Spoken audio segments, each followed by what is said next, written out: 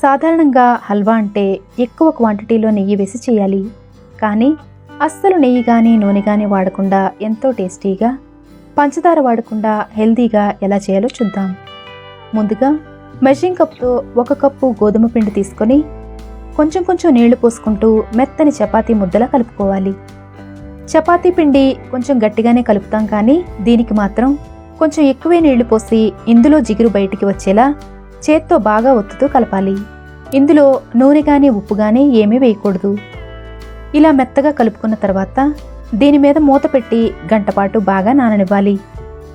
ఈ గోధుమ పిండిలో నుండి పాలు, జిగురు సపరేట్ అవ్వాలంటే ఇది కొంచెం ఎక్కువసేపే నానాలి. ఇది బాగా నానిన తర్వాత ఇలా మెత్తగా అవుతుంది. ఇందులో 2 కప్పుల నీళ్లు పోసి ఈ పిండి ముద్దని నిదానంగా అటు ఇటు ఈ నీళ్లలో తిరిగిస్తూ దీన్ని బాగా కడగాలి.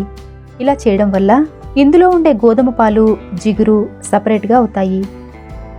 ఇలా అయిన తర్వాత ఒక గిన్నెలో ఫిల్టర్ పెట్టుకుని వీటిని వడకట్టుకోవాలి.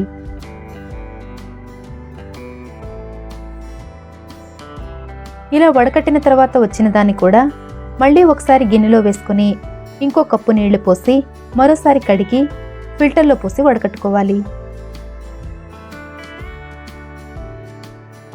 ఇలా గోధుమ పిండిలో నుండి పాలు, జిగురు వేరు చేసిన తర్వాత ఈ పాలలో ఇంకేమైనా కొంచెం జిగురు ఉంటే చాలా పల్చగా ఉండే బట్టలో వేసి వడకట్టుకోవాలి. ఈ క్లాత్ మందంగా ఉంటే మాత్రం ఈ పాలు ఫిల్టర్ అవ్వడం చాలా కష్టంగా ఉంటుంది. అందుకే వీలైనంత వరకు చాలా పల్చగా ఉండే క్లాత్ తీసుకోవాలి. ఇలా పూర్తిగా వడకట్టిన తర్వాత ఇందులో నుండి వచ్చిన జిగురుని కూడా తీసేయాలి. ఇలా చక్కగా వడకట్టి రెడీ చేసుకున్న ఈ పాలని ఒకసారి కలిపి మూత పెట్టి అరగంట నుండి గంట వరకు పక్కన పెట్టుకోవాలి. ఇలా చేయడం వల్ల ఇందులో ఉన్న నీళ్లు పైకి తేలి గోధుమ పాలు అడుక్కు వెళ్ళిపోతాయి. ఇప్పుడు పైకి తేలిన ఈ నీళ్లను వేరొక గిన్నెలో తీసేయాలి. ఏమాత్రం గ్లూటెన్ లేకుండా వడకట్టి రెడీ చేసుకున్న ఈ పాలను పక్కన పెట్టుకుని ఇప్పుడు ఒక మిక్సీ జార్లో 2 మీడియం సైజు కొబ్బరికాయల్ని కట్ చేసిన ముక్కలు గాని లేదా తురుము గాని వేసుకోవాలి. అయితే ఈ స్వీట్ చేయడం కోసం నూనె గాని నెయ్యి గాని వాడట్లేదు కాబట్టి కొబ్బరిని ఇలా పట్టుకుని చూసినప్పుడు నూనె మాత్రం బాగా ఉండేలా ముదిరిన కాయల్ని మాత్రమే తీసుకోవాలి. ఈ కొబ్బరిలో ఉండే నూనె అంతా బయటికి వచ్చేలా వేడి నీళ్లు పోసి గ్రైండ్ చేసుకోవాలి. ఇప్పుడు గిన్నెలో ఫిల్టర్ పెట్టుకుని పల్చటి కాటన్ క్లాత్ వేసి కొబ్బరిపాలు వడకట్టుకోవాలి. ఇలా వడకట్టి తీసిన తర్వాత వచ్చిన పిప్పిని కూడా మళ్ళీ మిక్సీ జార్లో వేసి ఇంకో అరకప్పు నీళ్లు పోసి గ్రైండ్ చేసి మళ్ళీ వడకట్టి పాలు తీసుకోవాలి. ఇక్కడ గోధుమ పాలు, కొబ్బరి పాలు తీయడానికి ప్రత్యేకంగా ఇన్ని నీళ్లు మాత్రమే పోసుకోవాలని కొలతేమీ లేదు. కానీ వీలైనంత వరకు చిక్కగా ఉండేలా తీసుకుంటే హల్వా ఉడకడానికి మరీ ఎక్కువ టైం పట్టకుండా త్వరగా కుక్ అయిపోతుంది. ఇప్పుడు ఈ పాలను పక్కన పెట్టుకుని 1 కప్పు గోధుమ పిండికి 1.5 కప్పుల బెల్లం వేసి ఇది కరగడానికి 1/2 కప్పు నీళ్లు పోసి మంట లో ఫ్లేమ్లో ఉంచి కలుపుతూ ఈ బెల్లాన్ని కరిగించాలి. ఇక్కడ నేను ప్యూరిఫై చేసిన ఆర్గానిక్ బెల్లం వాడుతున్నాను కాబట్టి వడకట్టట్లేదు. కావాలంటే వడకట్టి వేసుకోవచ్చు. బెల్లం పూర్తిగా కరిగి నురగలు రావడం స్టార్ట్ అయిన తర్వాత రెడీ చేసుకున్న గోధుమ పాలను ఒకసారి కలిపి ఇందులో పోసి అస్సలు ఆపకుండా కలుపుతూనే ఉండాలి. ఇది మెల్లమెల్లగా జెల్లీలాగా తయారవుతుంది. ఇప్పుడు వడకట్టిన కొబ్బరి పాలను కూడా వేసి ఈ రెండూ బాగా మిక్స్ అయ్యేలా కంటిన్యూస్గా కలుపుతూ ఉండాలి.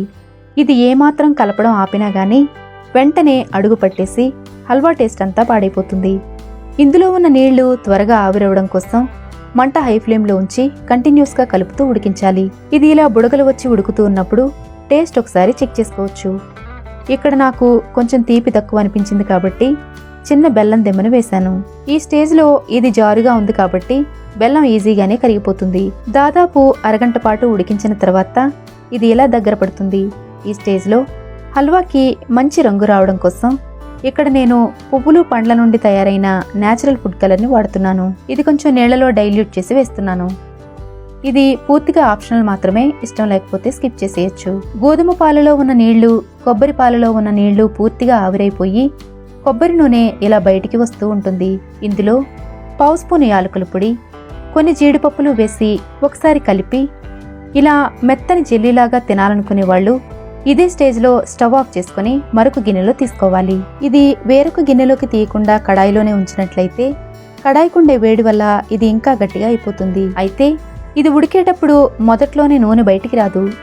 ఇందులో నుండి నీళ్లన్నీ పూర్తిగా ఆవిరైన తర్వాత మాత్రమే చివరి 5 నిమిషాల్లో కొబ్బరి పాలలో ఉండే నూనెంతా బయటకు వస్తుంది. ఇది ఇలా పూర్తిగా ఉడకడానికి దాదాపు గంట వరకు టైం పడుతుంది. ఇందులో నీళ్లేమీ లేకుండా పర్ఫెక్ట్గా కుక్ అవడం వల్ల ఫ్రిడ్జ్లో పెట్టకపోయినా 4-5 రోజుల పాటు నిల్వ ఉంటుంది. ఇక్కడ నేను తీసుకున్న కొలతలకి దాదాపు కిలో వరకు హల్వా వచ్చింది. గోధుమ, కొబ్బరి, బెల్లం లాంటి హెల్దీ ఇంగ్రీడియంట్స్తో చేసిన ఈ టేస్టీ స్వీట్ మీకు నచ్చినట్లయితే లైక్ చేయడం మర్చిపోకండి.